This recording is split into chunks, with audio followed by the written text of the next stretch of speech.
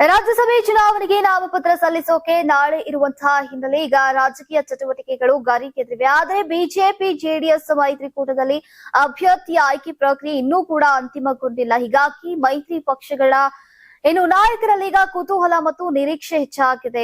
ಮಾಜಿ ಪ್ರಧಾನಿ ಎಚ್.ಡಿ. ದೇವೇಗೌಡರು ಅವರನ್ನ ಎನ್ಡಿಎ ಅಭ್ಯರ್ಥಿಯಾಗಿ ಮತ್ತೊಮ್ಮೆ ರಾಜ್ಯಸಭೆಗೆ ಕಳುಹಿಸುವಂತಹ ಕುರಿತು ಬಿಜೆಪಿ ಹೈಕಮಾಂಡ್ ಇನ್ನೂ ಅಧಿಕೃತ ನಿರ್ಧಾರವನ್ನ ಪ್ರಕಟಿಸಿಲ್ಲ. ಇಂದು ಮಧ್ಯಾಹ್ನದ ಬಳಿಕ ಬಿಜೆಪಿ ತನ್ನ ಅಭ್ಯರ್ಥಿಗಳ ಪಟ್ಟಿಯನ್ನ ಪ್ರಕಟಿಸುವಂತಹ ಸಾಧ್ಯತೆ ಇದೆ. ರಾಜ್ಯಸಭೆಯ ಆ ಒಂದು ಸ್ಥಾನಕ್ಕೆ ದೇವೇಗೌಡರು ಸ್ಪರ್ಧಿಸದೇ ಇದ್ರೆ ಮಾತ್ರ ಬಿಜೆಪಿ ತನ್ನದೇ ಅಭ್ಯರ್ಥಿಯನ್ನ ಕಣಕ್ಕಿಳಿಸುವಂತಹ ಸಾಧ್ಯತೆ ಇದೆ.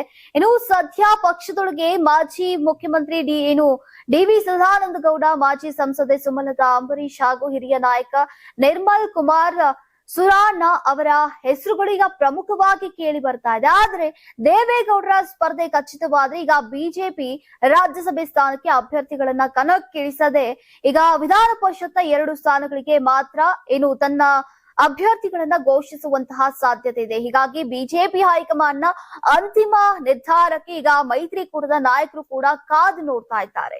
ಇದೇ ವೇಳೆ ವಿಧಾನ ಪರಿಷತ್ನ 2 ಸ್ಥಾನಗಳಿಗೆ ಅಭ್ಯರ್ಥಿಗಳ ಆಯ್ಕೆ ವಿಚಾರದಲ್ಲೂ ಕೂಡ ಬಿಜೆಪಿ ಭಾರಿ ಪೈಪೋಟಿ ನಿರ್ಮಾಣವಾಗಿದೆ. ಈಗ ಟಿಕೆಟ್ ಆಕಾಂಕ್ಷಿಗಳ ಪಟ್ಟಿಯಲ್ಲಿ ನಟಿ ಶ್ರುತಿ, ಸಿ ಮಂಜುಳಾ, ರಘು ಕೌಟಿಲ್ಯ, ಲಿಂಗರಾಜ್ ಪಾಟೀಲ್, ಎನ್ ಮಹೇಶ್, ನಳಿನ್ ಕುಮಾರ್ ಕಟೀಲ್ ಹಾಗೂ ವೇಣುಗೋಪಾಲ್ ಅವರ ಹೆಸರುಗಳು ಸದ್ಯ ಕೇಳಿ ಬರ್ತಾ ಇವೆ. ಮಹಿಳಾ ಕೋಟಾದಡಿ ಟಿಕೆಟ್ ಪಡೆಯೋಕೆ ನಟಿ ಶ್ರುತಿ ಹಾಗೂ ಬಿಜೆಪಿ ಮಹಿಳಾ ಮೋರ್ಚಾ ಅಧ್ಯಕ್ಷೆ ಸಿ ಮಂಜುಳಾ ನಡುವೆ ತೀವ್ರ ಪೈಪೋಟಿ ಏರ್ಪಟ್ಟಿದೆ ಅಂತ ಪಕ್ಷದ ಮೂಲಗಳು ತಿಳಿಸಿವೆ.